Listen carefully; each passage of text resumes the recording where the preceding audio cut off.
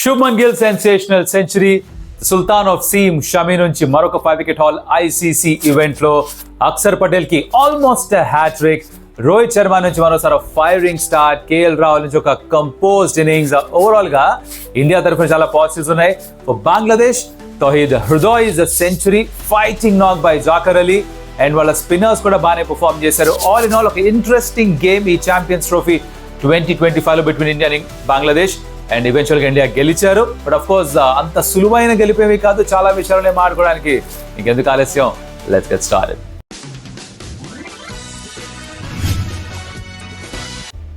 Welcome to stump tiles. నా పేరు Kaushik and రివ్యూలోకి వెళ్ళిపోయే ముందర ఫస్ట్ థింగ్స్ ఫస్ట్, ఎక్కడన్నా సరే వీడియో నచ్చితే అరక్షణం పని లైక్ కొట్టండి.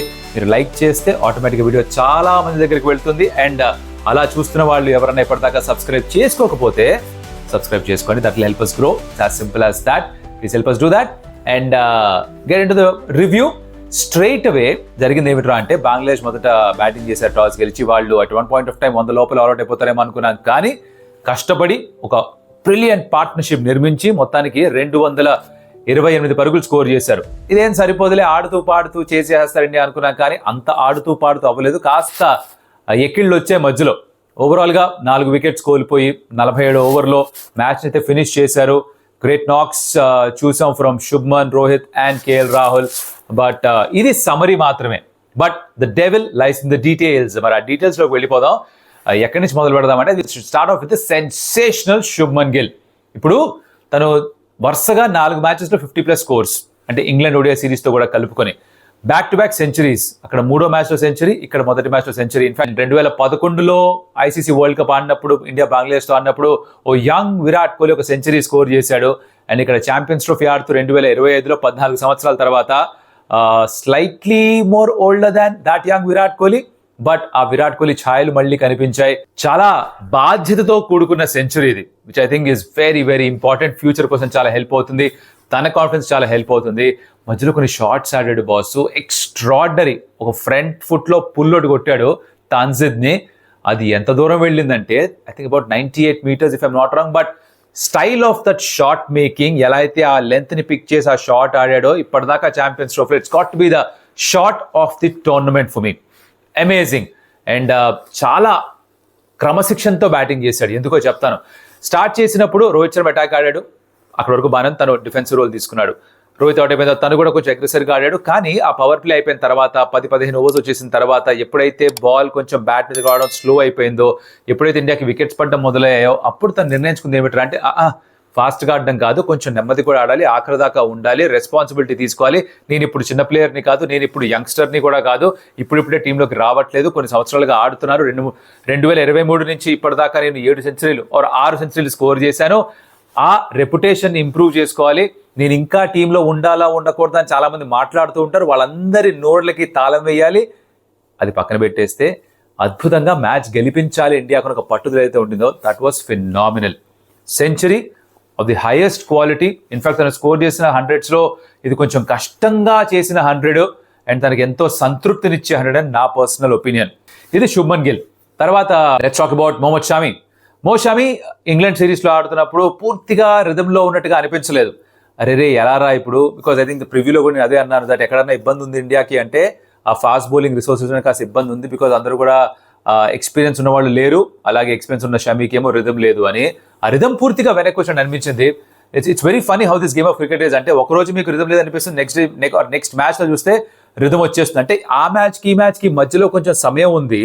ఆ సమయంలో మీరు ప్రాక్టీస్ చేస్తారో అది ఎవరికి కనిపించదు.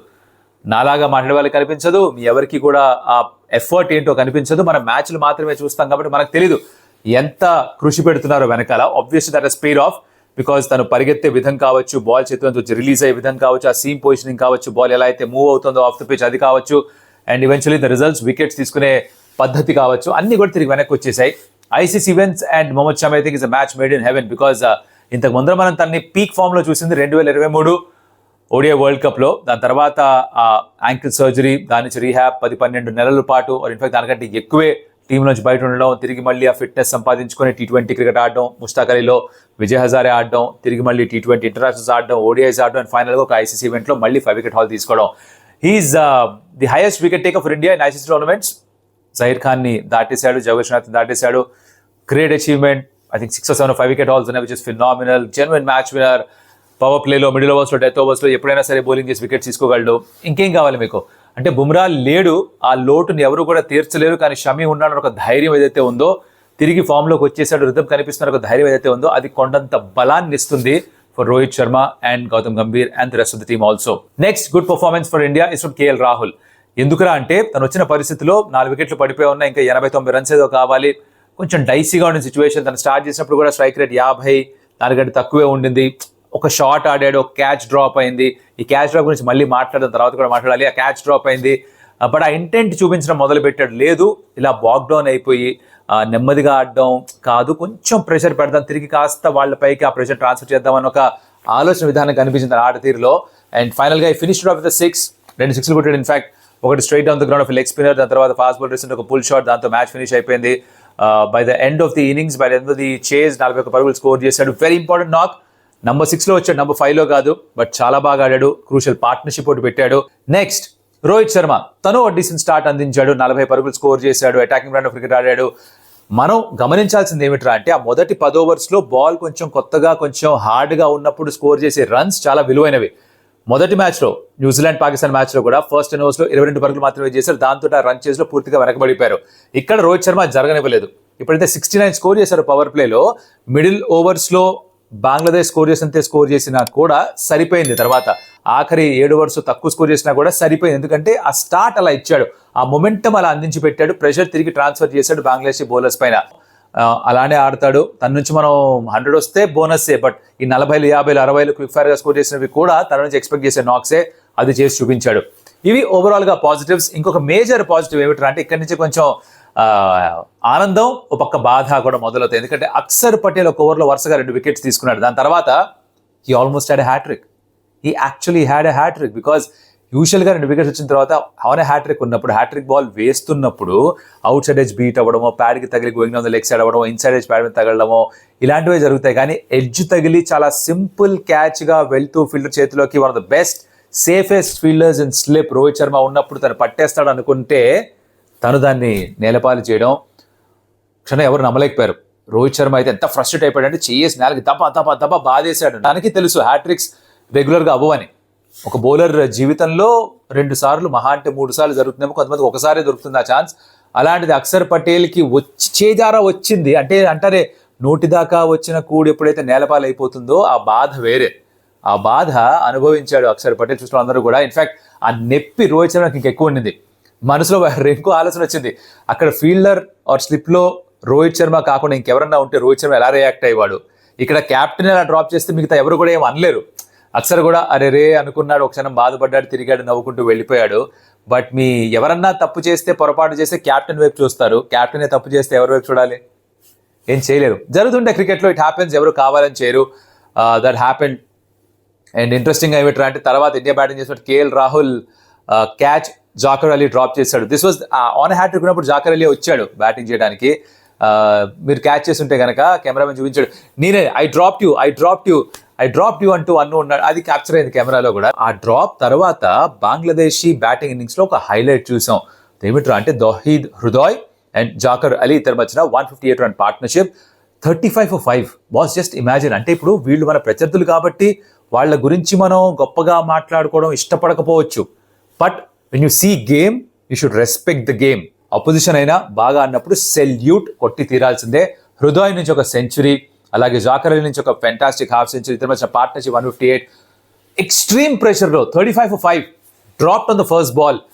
100 ఆలోచనలు పరిగెడుతుంటాయి మెదడులో, అవన్నిటిని కూడా పక్కన పెట్టేసి తిరిగి ఎలా అయితే రీబిల్డ్ చేశారో, గుడ్ బౌలింగ్ అటాక్ ఉండేది ఇండియా దగ్గర, దాన్ని తట్టుకొని ఆ పార్ట్నర్షిప్ నిర్మించి ఒక రెస్పెక్టబుల్ టోటల్ దాకా తీసుకెళ్లారు. That was phenomenal. హృదయ్ కూడా మెచ్చుకోవాలి, బికాస్ తన ఫస్ట్ ODI సెంచరీ స్కోర్ చేశాడు ఇన్ వెరీ టఫ్ సిచ్యువేషన్. ఆపద్ బాంధవుడుగా మారాడు టీం కోసం. ఎవరు ఎక్స్పెక్ట్ చేసి ఉంటుంది తన నుంచి. ఇంత మొదటి తన best score was 96 not out. ఈసారి 100 దాటాడు. క్రాంప్స్ వచ్చే మధ్యలో కొన్ని షాట్స్ ఆడుతుంటే క్రాంప్స్ వచ్చిన తర్వాత ఆ కాంతారా గ్లెన్ మ్యాక్స్వెల్ గుర్తొచ్చాడు. బికాజ్ ఆఫ్ఘనిస్తాన్ ఎలా అయితే ఒంటి కాలు మీద 2 కాళ్ళు లేవు, అలా ఎలా ఆడాడో షాట్ కొని ఆడి 200 కొట్టాడే, అలాంటి నాక్ ఆడుతున్నట్టు అనిపించింది లాస్ట్లో. It's great to see. Super fight, lot of heart. Bangladesh supporters చాలా ఎంజాయ్ చేస్తుంటారు దాన్ని. మ్యాచ్ ఓడిపోయినా కూడా ఈ పర్ఫార్మెన్స్ చాలా కాలం గుర్తుపెట్టుకుంటారు. Because against India everybody wants to perform. వాళ్ళకి ఎందుకు ఇండియా అంటే ఒక కచ్చి అనను, కానీ వాళ్ళకి అగేన్స్ట్గా గెలవాలి అని ఒక గట్టి పట్టుదల ఉంటుంది వాళ్ళకి. అది ఎవరైనా పర్ఫార్మ్ చేస్తే ఆబ్వియస్లీ ఇంకా ఎలివేట్ అవుతుంది. కాబట్టి అది జరుగుంటుంది తౌహీద్ హృదయ్ సిచ్యువేషన్లో. వాళ్ళ బౌలర్స్ కూడా బాగా వేశారు. Special mention to Rishad, 2 wickets తీసుకున్నాడు. విరాట్ కోహ్లీ కూడా అవుట్ చేశాడు. విరాట్ కోహ్లీ గురించి ఎక్కువ మాట్లాడదలుచుకోలేదు because we know he struggling little. ఒకటే విషయం చెప్తాను, అదేమిట్రా అంటే దిస్ కుడ్ బి లిటిల్ జనాలకు నచ్చకపోవచ్చు, అన్పాపులర్ ఒపీనియన్గా మారచ్చు. అదేమిట్రా అంటే మనం ఒక కొండ ఎక్కాం అనుకుందాం, ట్రెక్ వెళ్ళారు, కొండ ఎక్కారు, కొండ ఎక్కుతాం, కొండ దిగుతాం. ఎక్కుతున్నప్పుడు ఏవైతే పాయింట్స్ పాస్ అవుతామో దిగుతున్నప్పుడు అవే పాయింట్స్ వస్తాయి. అంటే నేను చెప్తాను అనుకున్నాను అంటే ఇక్కడ విరాట్ కోహ్లీ పీక్ బహుశా చూసేసాం మనం, రోహిత్ శర్మ పీక్ కూడా బహుశా చూసేసాం. వాళ్ళ ఇక మిగిలిన కెరియర్ ఆ పీక్ నుంచి కిందకి రావడమే. కిందకు వస్తున్నప్పుడు మళ్ళీ ఆ వ్యూ పాయింట్స్ దగ్గరకు వస్తారు అప్పుడప్పుడు. అంటే ఆ వ్యూ పాయింట్స్ మనకేంటి, అడపా కొన్ని మంచి నాక్స్ ఆడతారు, కొన్ని సెంచరీ స్కోర్ చేస్తారు. కానీ వాళ్ళు పైకి వెళ్తున్నప్పుడు ఎంత కన్సిస్టెంట్గా రన్స్ స్కోర్ చేశారు, 100 స్కోర్ చేశారు, ఎస్పెషల్లీ విరాట్ కోహ్లీ. అది బహుశా మనం ఇక్కడ నుంచి చూడకపోవచ్చు. అండ్ దాన్ని మనం ఓకే అనుకోవాలి, మనం దాన్ని అగ్రీ చేసుకోవాలి, దాన్ని యాక్సెప్ట్ చేయాలి. I think that is where ఒక మెచ్యూరిటీ మనకు కూడా రావాలి. ప్రతిసారి తను రన్ స్కోర్ చేయాలి, ప్రతి మ్యాచ్లో 100 కొట్టాలి అని మనకు ఒక ఫీలింగ్ ఒక ఏదైతే ఉందో, ఒక నీడ్, ఒక వాంట్, ఒక క్రేవింగ్ ఏదైతే ఉందో దాన్ని కాస్త పక్కన పెట్టుకోవాలి మనం. ఎందుకంటే అది జరగదు అన్నట్టుగా అనిపిస్తోంది. ఆడతాడు, ఇప్పటికీ ఫిట్గా ఉన్నాడు, ఐసైట్ కొంచెం స్లో అయినట్టుగా అనిపిస్తోంది. తనకి టెక్నికల్గా ఎవరైనా చెప్పాల్సిన పని లేదు, లెగ్ స్పిన్నర్స్ అవుట్ అవుతాడు, ఇవన్నీ ఉన్నాయి, వాటిని షార్ట్ చేసుకుంటాడు. కానీ అడపాదడపానే ఆ పెద్ద నాక్స్ చూస్తాం. బట్ అదర్వైజ్ ఐ థింక్ కన్సిస్టెంట్గా తక్కువ రన్ స్కోర్ చేయడం మాత్రమే చూస్తాం. ఇది సడన్గా అయింది కాదు, ఒక పీరియడ్ ఆఫ్ టైం అవుతుంది. ఇది మనం గమనించాలి. I think I leave it there. మీరు కనుక దీనికి ఒప్పుకుంటే you can comment about it. మీరు లేదు కాదు ఇప్పటికీ మీరు నమ్ముతున్నాం అంటే, మన నచ్చిన ప్లేయర్ బాగా ఆడాలని కోరుకోవడం ఒకటి, బట్ ఏం జరుగుతుందని అర్థం చేసుకోగలగడం అది మెచ్యూరిటీ. ఆ మెచ్యూరిటీ మీరు ఉందని ఆశిస్తున్నాను నేను. This is not to degrade Virat Kohli, తక్కువ చేయడం కాదు ఇది. ఎంత గొప్ప ప్లేయర్ అయినా, సచిన్ టెండూల్కర్ కూడా తప్పలేదు ఇది. పైకి వెళ్ళిన వాళ్ళు కిందకి రాక తప్పదు. ఆ వచ్చే దారిలో మళ్ళీ ఆ వ్యూ పాయింట్స్ అప్పుడప్పుడు చూపిస్తారు, అవి ఎంజాయ్ చేయాలి మనం. But let's not put too much of pressure on him. ఎక్కువ ఎక్స్పెక్ట్ చేయ తన నుంచి. ఎక్స్పెక్ట్ చేయాల్సింది మనం శుభ్మన్ గిల్ నుంచి, శ్రేయస్ అయ్యర్ నుంచి, కేఎల్ రాహుల్ నుంచి, మిగతా వాళ్ళు అక్షర్ పటేల్ నుంచి, మిగతా వాళ్ళ నుంచి. That's what I would say. అది చేసి పెట్టారు వాళ్ళు. అండ్ ఫర్ మీ ద హూగా player to watch out for అని చెప్పింది ఎవరు? It was Shubman Gill. And హూగా player of the match also turn out to be Shubman Gill. So మీకు గనక అది చెప్పింది ఇప్పుడు మ్యాచ్ ఏంది అనిపిస్తే కమెంట్లో హూగా అని పెట్టండి. ఇంకేం రాయక్కర్లేదు. HOOGAH. I would understand that. You appreciate that. We're off to a good start for sure. And దాని తర్వాత ఏమిట్రా అంటే ఇప్పుడు నెక్స్ట్ మ్యాచ్ పాకిస్తాన్తో ఆడాలి. అది గెలిచేస్తే న్యూజిలాండ్తో మ్యాచ్ గెలిచినా గెలకపోయినా పెద్ద ఫరక్ పడకపోవచ్చు. అంటే ఫస్ట్ పొజిషన్, సెకండ్ పొజిషన్ మాత్రమే ఒక డెసిషన్గా మారచ్చు, ఒక రిజల్ట్గా మారచ్చు. But otherwise it shouldn't really matter much. But of course Pakistan will come really hard because వాళ్ళకి ఒక మస్ట్ విన్ గేమ్గా మారిపోతుంది against India. It be interesting. దానికంటే ముందు ఇంకో మ్యాచ్ ఉంది, ఇంకో 2 మ్యాచ్ ఉన్నాయి. ఏమిట్రా అంటే ఫస్ట్ అసలు Afghanistan is taking on south Africa. లైట్గా టచ్ ఉంది దాని గురించి. సో దీంట్లో ఏమిట్రా అంటే I'm going to back Afghanistan here just for the reason that I like the way they play. వాళ్ళ ది హార్ట్ దే హ్యావ్, ఎలాంటి పరిస్థితుల్లో క్రికెట్ వాళ్ళు ఆడడం మొదలు పెట్టారు, ఎంత దూరం వచ్చిందో వాళ్ళ cricket, it's great story. So south Africa అంటే కూడా నాకు చాలా ఇష్టం. ఇన్ఫ్యాక్ట్ చాలా మందికి second favourite nation, cricketing nation south Africa. నాకు బహుశా 3rd or 4th అయి ఉంటుంది అది in my list of top favourite cricketing nations.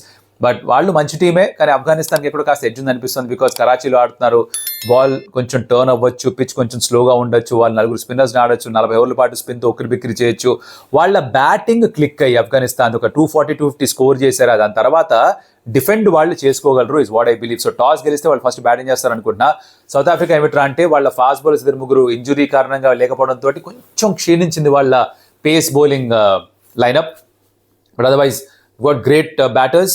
Raayan Rickelton ఉన్నాడు, టెంపో బాబు మంచి ఫామ్లో ఉన్నాడు, అలాగే మిడిల్ ఆర్డర్లో మిల్లర్ ఉంటాడు, ఫినిషర్గా క్లాస్ అని ఉంటాడు. సో వీళ్ళందరూ ఉన్నారు, కాదని కాదు, కానీ కేశవ్ మహారాజ్ ఉన్నాడు, షంషీ ఉన్నాడు. కానీ but still I think somewhere as far as spin weight goes, I think వీళ్ళ వెయిట్ ఎక్కువ, ఆఫ్ఘనిస్తాన్ ఎక్కువ నాకు అనిపిస్తుంది. So I want to count on Afghanistan. మీ ఉద్దేశంలో ఎవరు గెలుస్తారు అనుకుంటున్నారు? Let me know in the comments. And ఇంకో మ్యాచ్ టాటా WPL 2025లో బెంగళూరుకి మారింది. మొత్తం ప్రపంచం అంతా ఇక్కడ నుంచి వడోదర నుంచి బెంగళూరుకి వెళ్ళిపోయింది. అక్కడ RCB is going to take on MI.